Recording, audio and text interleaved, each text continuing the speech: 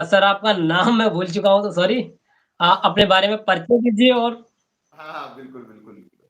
अ, हाँ, मेरा नाम विनय बिरादर है और यूनिवर्स सिटीज़न पार्टी का मैं अध्यक्ष हूँ, नेशनल प्रेसिडेंट हूँ और पिछले 4 साल से पॉलिटिक्स में इन्वॉल्व्ड हूँ और ये जो हमारी पार्टी है सिर्फ़ 2 साल हुए हैं इसको रजिस्टर होके दिल्ली से और 2 साल से हम पूरे ज़ोर से जितना हो सके हम उतना पूरे देश भर में, पूरी दुनिया में हम प्रचार कर रहे हैं। सोशल मीडिया के जी, थ्रू हमारा मेन बेसिक फोकस रहा है, तो उसी के ज़रिए हम ज़्यादातर हम प्रचार कर रहे हैं हमारी पार्टी को लेकर और पूरी जनता के ऑनलाइन के थ्रू हम प्रचार कर रहे हैं। और basically I am a software engineer, मैं एक सॉफ्टवेयर इंजीनियर हूँ। मेरा पोस्ट ग्रेजुएशन हुआ है MCA master of computer application. Sports player हूँ, चेस चेस टूर्नामेंट्स काफ़ी खेल चुका हूँ और टूर्नामेंट्स कंडक्ट भी किया हूँ, मैंने कोचिंग भी दी हुई है चेस के अंदर, शतरंज के खेल में। ये चीज़ जी, जी। सर मैंने आपको सुना है कई बार आप बोलते हैं कि सब कुछ देश में फ्री दिया जा सकता है, आखिर कैसे? और ये देखिए क्या पॉसिबल है? हाँ, देखिए ऐसा है मैं जो बात कर रहा हूँ वो मैंने पिछले डिबेट में भी हमारी जो बात हुई थी हाँ, इक्वल सैलरी को लेकर। तो फ्री जो हाँ, बात है एक्चुअली ये फ्री नहीं है, ये एक इसके पीछे काफ़ी मेहनत है। अभी देखिए जब सबके पास सैलरी सेम होगा तो कहीं न कहीं इंडस्ट्रीज़ के अंदर, फैक्ट्रीज़ के अंदर, काफ़ी सारे फील्ड के अंदर लोगों को जॉब होगा। तो वहाँ पर वो लोग क्या करेंगे? प्रोडक्शन करेंगे। अभी मान हुँ, लीजिए जैसे फॉर एग्जांपल साइकिल है, बाइक है, कार है, इनकी फैक्ट्री में जब सारे एम्प्लॉइज की सैलरी सेम होगी, ठीक है? तो अब कार का प्रोडक्शन कितना भी हो, सैलरी उतना ही मिलना है। आप समझ रहे हैं? मान लीजिए एक फैक्ट्री में महीने के 100 कार बनते हैं, ठीक है? अब जो नॉर्मली वहां पर क्या होता है आज के दौरान में क्या चल रहा है कि 100 अगर मान लो एक फैक्ट्री में 100 कारें बनती हैं तो सैलरी अलग-अलग है। किसी को ज्यादा है, किसी को कम है। लेकिन अगर सैलरी सेम होगी तो प्रॉफिट ज्यादा बढ़ जाएगा। क्योंकि 100 कार अब मान लो नंबर ऑफ फैक्ट्रीज बढ़ जाएंगे, जब इतने सारे लोगों को हम नौकरियां देंगे तो एक फैक्ट्री की जगह हम 1000 फैक्ट्री बनाएंगे, तो कार का जी, जी। मैन्युफैक्चरिंग ज्यादा हो जाएगी। तो कार मैन्युफैक्चर करने में करेंगे क्या? लोगों में बांट देंगे। नहीं तो सबसे बड़ी बात ये है इस तरह से तो ग्रोथ कैसे होगी सरकार की फिर तो? प्रॉफिट कहाँ होगा इसमें? सरकार की ग्रोथ के मायने क्या है सर? लोगों को हर चीज फैसिलिटी देना ही सरकार का ग्रोथ है।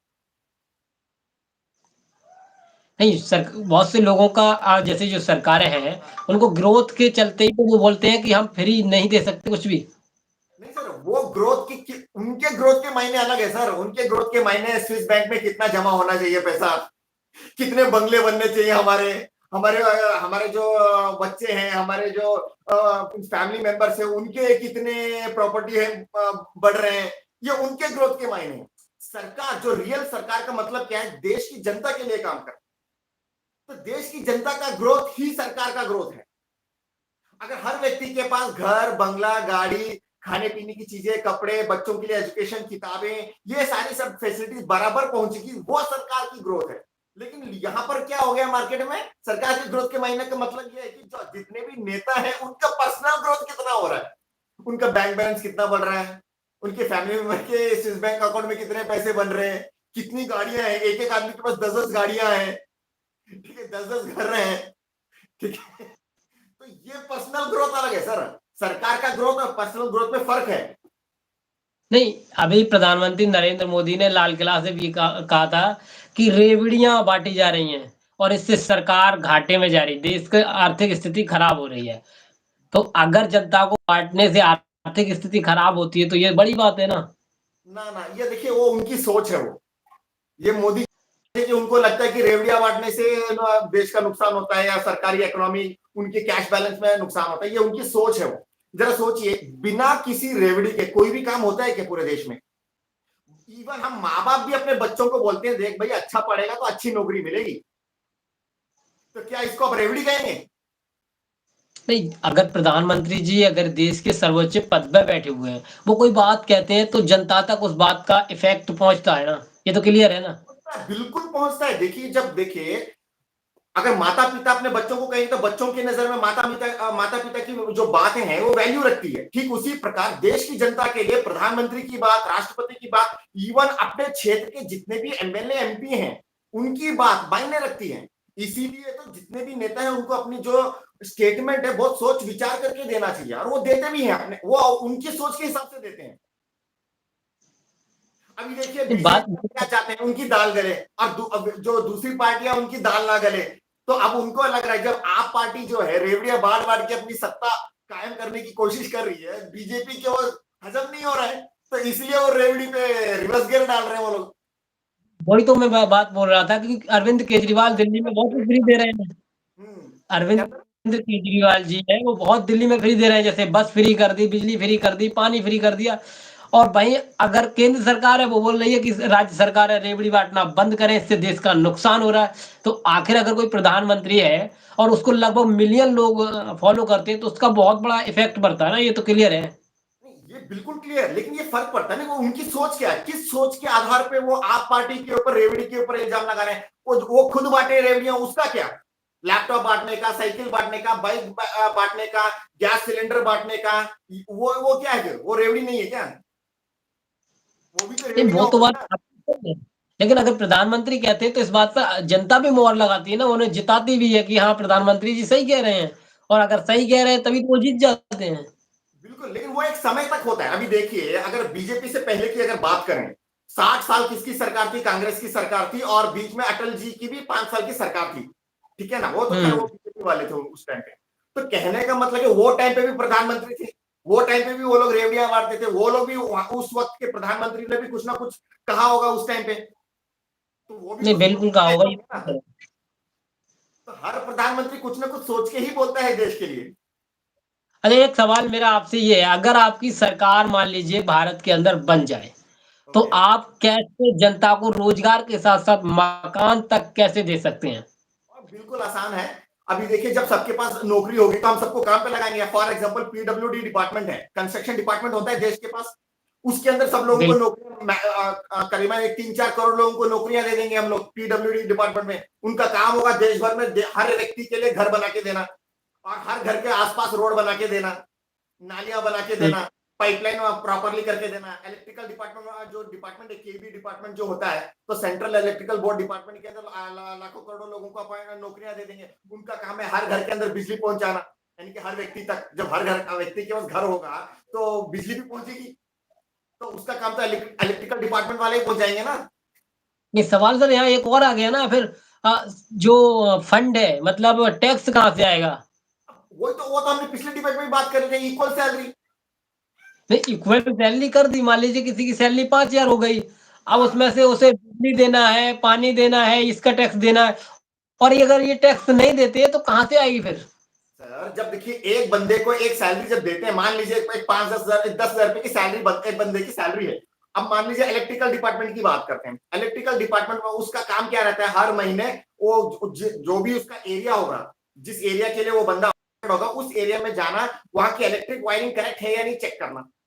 उसका काम इतना है, हम्म। हर महीने वही काम है उसका, और उसके लिए 5,000 की सैलरी है। 5,000 वो उसको हम्म। सैलरी मिलेगा, वो खर्च करेगा, वापस सरकार के पास पैसा आएगा, फिर उस पैसे से जो भी प्रोडक्शन करना है या मेंटेनेंस करना है उससे कर लेगा सरकार। अच्छा। हर नहीं, महीने जब, सवाल हाँ सवाल तो सही है, आपका जवाब तो सही है, ठीक है हम ये कर देंगे। लेकिन आज तक की सरकारें सब यही कहती हैं कि अगर हम सबको नौकरी देते हैं तो सबसे बड़ी बात है कि फंड की बहुत बड़ी प्रॉब्लम आ जाएगी, यानी कि देश गर्त में चला जाएगा, घाटे में चला जाएगा। पहली बात तो किसी भी सरकार ने ये नहीं कहा कि वो सबको नौकरी देंगे। नहीं, मोदी जी ने कहा है 2 करोड़ रोज, 2 करोड़ हर साल देंगे, तो मतलब बहुत बड़ा बजट हो गया ना, वो हर साल का वो हो गया। 2 करोड़ हर साल नौकरी देना और सबको नौकरी देने में बहुत फर्क है सर। और वो 2 करोड़ नौकरियों को जो उन्होंने वादा किया था, कौन सी नौकरियों की वादा किया था उन्होंने? क्या वो प्राइवेट नहीं नौकरी ये की बात कही थी, क्या कॉन्ट्रैक्ट नौकरी की बात कही थी, क्या सरकारी नौकरी की बात कही थी? ये लोग ऐसे ही, मतलब बातें ऐसे करते हैं कि लोग उलझ जाते हैं। 2 करोड़ नौकरियां, अब लोग तो ये सोचने में लग जाए कि ये सरकारी नौकरी प्राइवेट नौकरी के, मतलब लोग तो यही सोचेंगे ना कि सरकारी नौकरियां हैं, जबकि उनके दिमाग में हर हो सकता है कुछ और ही हो, कॉन्ट्रैक्ट नौकरियां हो। नहीं, सब सोचते ही है सरकारी नौकरी चाहिए ना सबको, और इसीलिए तो सब आपस में बात करते हैं। है सर। अभी देखिए 10 लाख नौकरियां देंगे बोल रहे हैं, लेकिन देते 1-2 लाख नौकरियां दे देंगे, बाकी कॉन्ट्रैक्ट नौकरियां दे देंगे। अब कॉन्ट्रैक्ट नौकरियों को भी वो लोग सरकारी नौकरियां अगर देने की बात कहेंगे तो वो तो कोई बात नहीं हुई ना।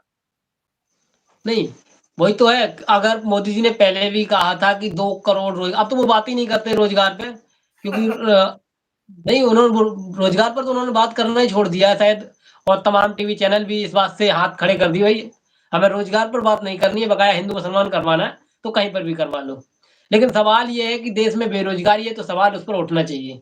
बिल्कुल, बिल्कुल। लेकिन आपने कई बार प्रेस कॉन्फ्रेंस की है, उसमें बोला है कि हम मकान देंगे फ्री, सब कुछ फ्री की बात कर रहा हूँ मैं। आपने फ्री मकान, फ्री मैंने बिजली, फ्री पानी सब कुछ फ्री। शब्द किया नहीं है। आप अगर ध्यान से उस स्टेटमेंट को सुनेंगे प्रेस कॉन्फ्रेंस के अंदर, उसके अंदर मैंने फ्री शब्द इस्तेमाल नहीं किया। मैंने ये कहा है कि हम बाइक देंगे, साइकिल देंगे, घर देंगे, सरकारी नौकरी देंगे, स्मार्टफ़ोन भी देंगे, वो भी life time service and maintenance के साथ। सर इसका मतलब तो फ्री हुआ ना? नहीं, बिल्कुल नहीं। अरे भाई मैं नौकरी दे रहा हूँ, उनसे काम निकलवा रहा हूँ यार। वो आपकी बात सही है, हाँ, लेकिन इस देश में नहीं हुआ ना। बंदा मेहनत कर रहा है ना, उस मेहनत के बदले में उसको सैलरी मिल रहा है ना। नहीं, मेहनत तो आज हमारे उत्तर प्रदेश के अंदर भी गाय रखाने के लिए किसान करते हैं, शायद आपको पता नहीं होगा सर। क्या पूरी सर? रात करते हैं, दिन करते हैं। उत्तर प्रदेश के अंदर गायों का प्रकोप, गायों का? शायद आपको पता है। जी? गायों का क्या? गायों का? उत्तर प्रदेश में गायों का बहुत बड़ा प्रकोप है, मतलब छुट्टा जानवरों का, छुट्टा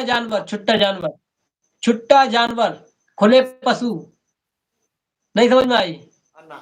जो जो पशु होते हैं, पशु गाय भैंस, गाय भैंस, हाँ वो छुटे हुए होते हैं खेतों के अंदर, मतलब खेतों के अंदर। हम्म। तो वो रात भर किसान उसकी देखभाल करते हैं, रखवाली करते हैं अपनी फसल की। अच्छा, अच्छा, अच्छा, अच्छा, अच्छा। रोजगार तो वो भी है ना।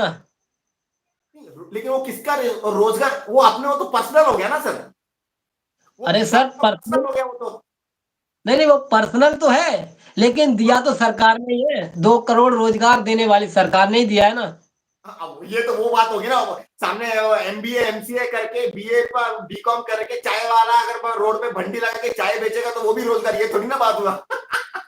नहीं सर, ये बात तो आपकी सही है, लेकिन अब भाई बात आ गई फिर से कि मोदी जी ने चाय बेची थी 20 साल, है ना? 10 साल पढ़ाई भी की थी 10th तक, और उसके बाद उन्होंने 35 साल भीख मांगी, मतलब 80-100 साल तो उनकी उम्र ऐसे ही हो गई, और अभी भी वो 77-78 साल के हुए मान लो, तो ये कैसे हो सकता है? नहीं, अभी देखिए इसमें क्या, कुछ चीजें ऐसी होती हैं, कुछ पर्सनल चीजें हो जाती हैं, उसको अटैच कर देते हैं स्टेटमेंट के अंदर। और जब देश की बात आती है वहां पर पर्सनल नहीं, समान मीन्स हर चीज को लेकर बात करनी होती है।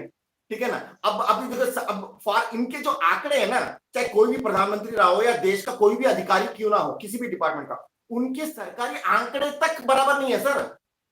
अभी देखिए एक नहीं बात बताइए। आंकड़े अब कोई भी कंपनी है, अरे कंपनी वाला अगर ये, कंपनी वाला अगर उसको ये बताना है कि उसके कंपनी में कितने स्टाफ हैं, तो वो किस कंपनी के बारे में बात करेगा? अपनी कंपनी के बारे में बात करेगा, या उनके स्टाफ में अगर उसका कोई दुकान है उसके पास जितने स्टाफ है उसका भी पकड़ेगा आंकड़े? नहीं, कंपनी की बात करेगा वो। बराबर है। तो सरकार को सरकारी नौकरी के आंकड़े देने चाहिए, या सारे नौकरियां जितने प्राइवेट सेक्टर में वो जितने भी अलग अलग नौकरियां उन सबको पकड़ के देना चाहिए?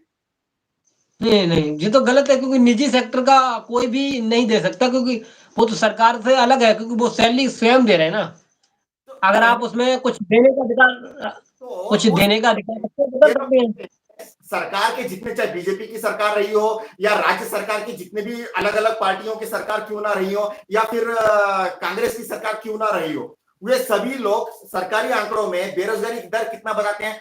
5%, 6%, 7%, 8%, अलग अलग देश के हिसाब से और अलग अलग राज्य के हिसाब से वो अपने अपने आंकड़े देते हैं। बराबर? हम्म। हाँ, तो आप अगर रियलिटी में देखेंगे पूरे देश में सरकारी नौकरियां दी कितनी है आज तक 75 सालों में? लगभग 3 से 4% दिया हुआ है लगभग। पेंशन वेंशन, हाँ। पेंशनर भी अगर पकड़ ले, जितने लोगों को पेंशन मिलता है उनको भी अगर हम पकड़ लेते हैं सरकारी आंकड़ों के अंदर, हालांकि वो नौकरी में काउंट नहीं होता है, वो पेंशनर में काउंट होता है, फिर भी अगर वो आंकड़े भी हम पकड़ लेते हैं तो मुश्किल से 3-4 करोड़ के आसपास लोग होंगे पूरे देश में। तो जी वो जी। हिसाब से सरकारी आंकड़े क्या हुए? 140 करोड़ में सिर्फ 4 करोड़ लोगों के पास नौकरी, सरकारी नौकरी है, या कुछ लोग उसमें से पेंशनर हैं। तो बचे हुए कितने हैं? एक 136 करोड़ लोग बेरोजगार हैं। ये हमारा आंकड़ा कहता है एज ए सरकारी, मतलब सरकार को ये आंकड़े देने चाहिए।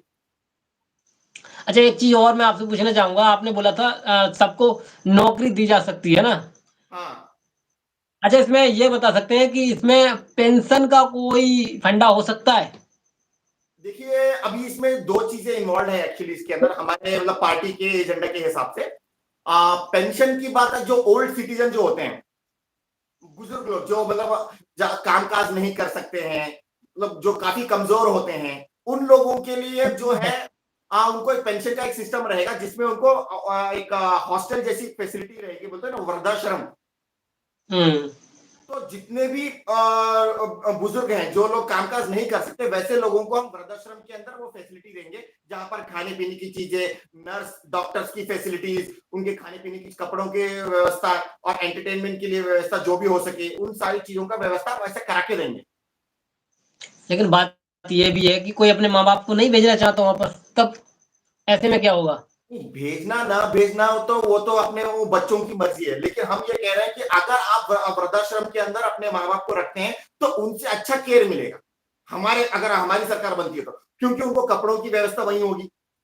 उनको अपना एक एनवायरनमेंट मिलेगा। देखो, बुजुर्ग लोगों को सबसे बड़ा टेंशन होता है कि उनको कंपेनियन नहीं होता है। वो इतने उतने कैपेबल नहीं होते कि उनको फ्रेंड सर्कल में बात कर सके। क्योंकि हुँ। आने-जाने की व्यवस्था की समस्या, आने-जाने की व्यवस्था की समस्या, फिर उनको उनको पैसों की दिक्कत कि अगर मान लो अपने दोस्तों के पास घूमने जाना है तो बच्चों से पैसे कैसे माँगे? नहीं, क्लियर है ये बात। तो ये अब वहाँ पर अगर वृद्धाश्रम में क्या होगा, उनके कंपेनियन होंगे, उनके फ्रेंड सर्कल होंगे और उनको अलग से फैसिलिटीज़ दी जाएँगी। डॉक्टर्स का हमेशा 24 आवर्स वहाँ पर मीन्स रूटीन चेकअप रहेगा। खाने-पीने की चीज़ें टाइम टू टाइम रहेंगी। डाइट डाइट प्लान के हिसाब से वृद्धाश्रम में हर व्यक्ति के लिए वहाँ पर खाने-पीने की व्यवस्था होगी। तो वहाँ पर केयर होगा, एंटरटेनमेंट होगा, उनको एक अपना एक फ्रेंड सर्कल मिलेगा, तो वो ज़्यादा खुश रहेंगे। तो ये एक एजेंडा है वन ऑफ द हमारे पार्टी का। और दूसरी चीज़ इसमें क्या है कि अभी टेक्नोलॉजी इतनी एडवांस हो गई है देश और विदेश के अंदर, देश के अंदर कहने का मतलब कुछ साइंटिस्ट हैं जो ये काम कर रहे हैं कि बुजुर्गों को यंग बना दें। जी, जी, जी। आप समझ रहे हैं? बुढ़ापा चला जाएगा, वो यंग बन जाएँगे, बूढ़े लोग जवान बन जाएँगे। हेलो? हेलो? हेलो? हाँ जी, सर। हाँ सर, तो मैं ये कह रहा था कि देश के अंदर टेक्नोलॉजी काफ़ी एडवांस हो चुकी है, बूढ़ों को जवान बना दिया जाएगा। ये ये बात आपकी कहाँ तक सच है, ये तो आप ही जानते होंगे क्योंकि मैंने तो ऐसी कोई टेक्नोलॉजी देखी नहीं है, पर आप कह रहे हैं तो होगी वही कोई। अ, हो सकता है ना, क्योंकि ऑलरेडी काफ़ी सारे रिसर्च अलग-अलग देशों में हो रहे हैं सर, जहाँ पर छोटी-छोटी चीज़ों पे टेस्टिंग की जा रही है। जैसे कि मैं आपको बताऊँ, मैंने एक वीडियो देखा था, जो काफ़ी अच्छे एक रिसर्च सेंटर से बिलॉन्ग करता है, जिसके अंदर आँखों को मतलब कमज़ोर आँखों को वापस जवान आँखों में तब्दील कर दिया गया। एक 53 उम्र यानी कि 53, आपने हिंदी में कितना बोलते हैं? 53 साल का ना? 53 हाँ, ईयर्स। 53 साल का। तो हाँ, 53 50 है। साल की महिला को 30 साल की यंग वुमन बना दिया गया। ऐसी खबर हमारे तक हमने देखा है, सुना है। अच्छा सर, सबसे बड़ी बात ये है कि ये तो चलो ठीक है, एक वैसा टॉपिक हो गया। लेकिन मैंने आपसे एक सवाल किया था कि जो लोग नौकरी करेंगे, तो उन्हें आप पेंशन देंगे या नहीं? पेंशन का कोई व्यवस्था है? अब वो ये तो मेरा सवाल सर, एक जो मैं सवाल बता रहा क्या हूँ, है? जितने भी बुजुर्ग लोग हैं उनको हॉस्टल की फैसिलिटी दे दिया, डॉक्टर्स की फैसिलिटी दे दी, खाने पीने की व्यवस्था हो गया, कपड़ों का व्यवस्था हो गया, तो ये सारी चीजें मिल गए। घूमने फिरने के लिए गाड़ी हो गया, टैक्सी ड्राइवर हो गया, ये सारी फैसिलिटी तो मिल रहे हैं। और क्या चाहिए उनको? नहीं, फिर अब एक सवाल और आ गया फिर यहीं पर सर कि अगर आपकी पार्टी की सरकार बन जाती है 25 में, आपकी 24 में आपकी पार्टी की सरकार बनती है, तब आपके सांसद होंगे, सिंपल बात है। और अगर सांसद होंगे देश के अंदर, तो वो भी अच्छी फैसिलिटी माँगेंगे, तब क्या करेंगे आप? क्या वो लोग भी फैसिलिटी मांगने की बात कर रहे हैं? हाँ, तो हाँ, उनको भी तो मिलेगा। क्योंकि वो अभी हम्म? नहीं, जो सांसद हैं अभी करोड़ों रुपए उन पे खर्च होता है, ये क्लियर आपको भी पता है। तो किस एक किस सांसद पे करोड़ लगभग जी? नहीं, वो करोड़ों रुपए किस चीज पे खर्च कर रहे हैं? अपने ऊपर खर्च कर रहे हैं वो। कहीं उन्हें उनके रिश्तेदार तक को प्लेन का टिकट फ्री मिलता है कि 3 बार को, 10 बार को, 15 बार को ऐसा। वो तो हम तो ये देंगे ये ना। एक ये एक बड़ा खर्चा भी तो है, इसे भी तो मेंटेन करना पड़ेगा आपको। बिल्कुल बिल्कुल, हम उनको फैसिलिटी देंगे ना, ट्रांसपोर्टेशन फैसिलिटी देंगे ना, उनको फ्लाइंग कार दे देंगे। जितने भी लोग हैं हर व्यक्ति को फ्लाइंग कार दे देंगे एक एक।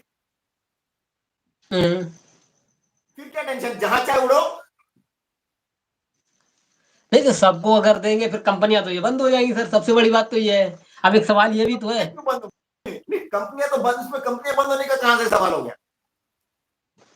देखिए, नहीं अगर जब सरकार मैन्युफैक्चरिंग करेगी, सरकार एरोप्लेन बनाएगी, लोगों को नौकरियां रख के, तो सबको जब फ्लाइंग कार देंगे तो सीधी सी बात है सर, बंद होने का तो सवाल ही नहीं होता ना। सर्विस नहीं भी तो तो उसमें होती है। बड़े घराने फिर भी रह जाएंगे सर। नहीं बड़े घराने फिर भी रह जाएंगे, जो 5% लोग हैं देश के अंदर अमीर, 1% लोग, 5% तो गलत है, 1% लोग हैं वो फिर भी जिंदा रहेंगे, वो फिर भी राज करेंगे उनके ऊपर। नहीं ये वो क्लियर हो कैसे? गई ना ये सर। नहीं, राज सर करने आप वाले इसमें बात क्या है सर? नहीं, इसमें राज करने सर वाले मैं इसमें तो कोई बात नहीं है ना। देखो, सबके पास मैं कार है, सबके पास कार होगा, सबके पास फ्लाइंग कार होगा, सबके पास घर होगा, सबके पास खाने पीने की व्यवस्था होगी, कपड़ों की व्यवस्था होगी, घूमने फिरने की व्यवस्था होगी, सबके पास नौकरी होगी, सबके पास सेम सैलरी होगी। तो इसमें राज करने का या भेदभाव का कोई बात ही नहीं है ना। सर एक छोटी सी बात ये है कि अब मान लीजिए, एक मैं टॉपिक दे देता हूँ कि मुकेश अंबानी जी हैं। हाँ, मान लीजिए मुकेश अंबानी जी हैं, अब उनके पास कम से कम 1000 फैक्ट्री हैं, मालिक है ना फैक्ट्री के 1000 के। होंगे जितने अब होंगे। आप उनकी, हाँ, उनकी फैक्ट्री में आप नौकरी देंगे मान लीजिए ना, समान से अगर प्राइवेट सेक्टर में जाते हैं तो नौकरी उनके भी सेक्टर में देंगे ना। नहीं, हम जो नौकरी देंगे वो तो सरकारी नौकरी देंगे ना, हमें प्राइवेट सेक्टर से तो कोई मतलब ही नहीं है। मतलब आपको प्राइवेट सेक्टर से कोई मतलब नहीं है। बिल्कुल नहीं है। सर तो बहुत 136 करोड़ जनसंख्या है इस देश की, अगर आप 100 करोड़ को भी देते हैं तो बहुत बड़ा इशू हो जाएगा। इश्यू नहीं होगा सर, देश में खुशहाली आएगी। खुशहाली तो आएगी हर घर में, अगर हर घर डेवलप होगा तो खुशी तो आएगी, क्लियर है। लेकिन एक बड़ा इशू भी खड़ा होगा सर, जो जिस सिक्के का एक पहलू होता है उसका दूसरा भी होता है, ये तो आप माने ना माने वो चीज अलग है। नहीं नहीं, मुझे नहीं लगता ऐसा कुछ होगा। क्योंकि क्या होगा बताइए, आप ही बताइए क्या हो सकता है। देखिए भाई, अगर मुकेश अंबानी है, अगर आप मुकेश अंबानी की बात कर रहे हैं, उसको भी एक घर मिलेगा, उसके पास भी फ्लाइंग कार होगी, उसके पास भी घर होगा, उसके पास भी खाने पीने की व्यवस्था, हर चीज होगा, तो उसको क्या टेंशन, वो भी खुश रहेगा। अभी तो बेचारे को भी कंपनी का टेंशन है कि कंपनी को कैसे चलाएं, कंपनी को नंबर 1 कैसे करें, प्रॉपर्टी कैसे बढ़ाएं, है उसको ये टेंशन है। बड़े बड़े कंपनी आ रहे हैं में, उसको उसका टेंशन है। एलन मस्क कंपटीशन में आ रहा है, उसको कंपनी को कैसे बचाए, उसको उसकी टेंशन है। वो टेंशन से सारे टेंशन दूर हो जाएंगे मुकेश अंबानी के हमारी वजह से। नहीं सर आपने तो ये बात बोल दी ठीक है, लेकिन इस देश के अंदर एक होड़ लगी है ना कि मुझे देश का, विश्व का सबसे बड़ा पैसे वाला बनना है, और ये हो भी रहा है, आप शायद देख रहे होंगे। क्या सर? और उसमें उसमें सबसे बड़ी बात ये होती है कि क्या सर? अगर आप समान सैलरी वाला, उसमें बात ये होती है कि अगर आपने समान सैलरी वाली योजना अपना ली, और मान लीजिए सरकार बनी और योजना अपना ली गई, तो ये लाखों करोड़ों रुपए का टर्नओवर के जो बिजनेसमैन है वो धराशायी हो जाएंगे। वो कैसे इस बात को स्वीकार वो कर तो लेंगे? वो वो भी सुप्रीम सरकारी। कोर्ट जाएंगे। नहीं वो सुप्रीम कोर्ट जाएंगे, नहीं तो आपको सुप्रीम कोर्ट भी तो चेंज करना पड़ेगा। नहीं नहीं, हमें सुप्रीम कोर्ट से भी कोई मतलब नहीं है।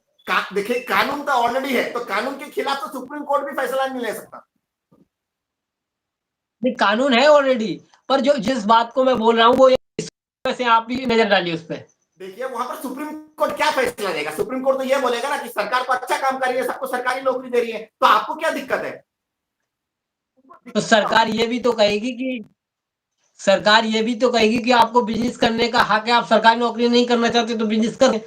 अब वो बिजनेस करेंगे तो करोड़ों रुपए उनके पास है, वो तो करोड़ों रुपए हम का। मना नहीं कर रहे हैं ना लोगों, जिनको बिजनेस करना करे भाई। हम तो यहाँ पर हम क्या करेंगे सरकार बनने के बाद? हम मार्केट में विज्ञापन डाल देंगे भाई, जिसको सरकारी नौकरी चाहिए आवेदन अप्लाई करो। ठीक है, अब जो लोग अप्लाई करेंगे हम उनको सरकारी नौकरी देते चले जाएंगे।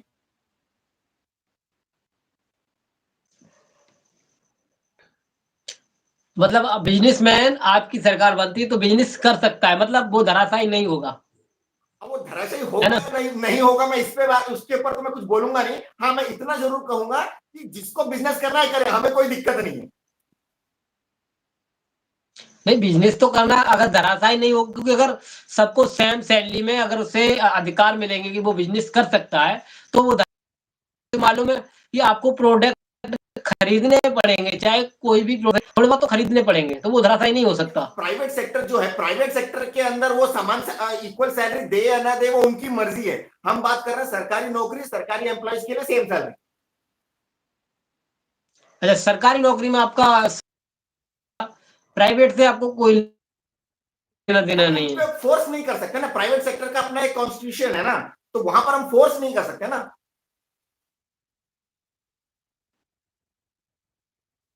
आपसे जानना चाहता था कि अगर ऐसा होता है तो देश के कई उद्योगपति हैं जो करोड़पति से अरबपति कह सकते हैं उन्हें, वो तो इस बात को कभी नहीं मान सकते भाई मैं जो राजा बना बैठा है वो क्यों कहेगा भाई मैं सामान में आऊंगा सबके बराबर में बैठूंगा।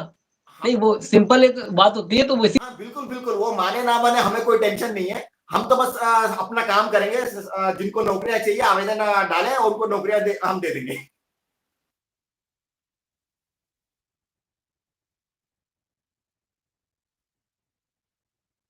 वेट रखी थी, क्योंकि अगर ये है तो वो छोटे वर्ग के लोग हैं जो अब तक उठान नहीं ले पाए, वो चाहे किसी समाज से आते हो, लेकिन वो उठने का उन्हें एक मौका मिल जाएगा। बिल्कुल, और ये जिम्मेदारी क्योंकि उन्हें सरकार को निभाना भी चाहिए।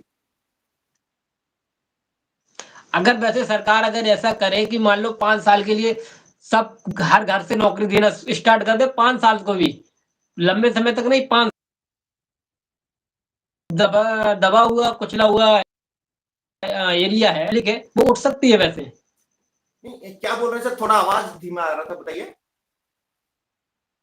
जैसे कि अगर सरकार 5 साल के लिए भी नौकरी सरकारी देना स्टार्ट कर दे, तो ये जो दबा कुचला एरिया है, मतलब दबा कुचली जो पब्लिक है, वो उठान ले सकती है। ये क्लियर है। बिल्कुल, बहुत आसान है। 5 साल तो बहुत टाइम हो गया सर। अब तो कानून बना हुआ है, सिर्फ लागू करना है। लागू करने के लिए कितना टाइम लगता है सर? एक मार्केट में विज्ञापन डालना है, देखो भाई सरकारी नौकरियां फलाना फलाना डिपार्टमेंट के अंदर इतने खाली है, फटाफट एप्लीकेशन डालो, आपको नौकरी मिल जाएगी, हो गया। तो काम तो बढ़िया है और ये काम होना चाहिए, मैं तो इस बात से एग्री हूँ, लेकिन आगे देखते हैं क्या होता है।